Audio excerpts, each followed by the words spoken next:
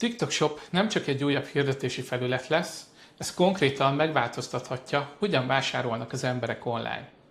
A TikTok Shop lényege, hogy a vásárló nem megy át a webshopodra, hanem a TikTokon belül fedezi fel a terméket, nézi meg a videót, kattint, kosárba helyez és fizet.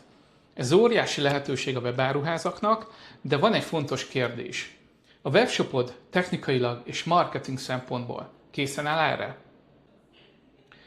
Mert nem elég majd feltölteni pár terméket, gondolni kell a termékkatalógusra, készletezésre, a számlázásra, a logisztikára, az influencer együttműködésekre, és arra is, hogy milyen videós tartalom adja el a terméket. A TikTok Shop azoknak lesz nagy lehetőség, akik nem akkor kezdenek el kapkodni, amikor már mindenki ott van. Ha webshopod van, most érdemes elkezdeni felkészülni a social commerce ezen korszakára. A teljes útmutatót a TikTok Shopról pedig megtalálod a Marketing Consulting oldalán.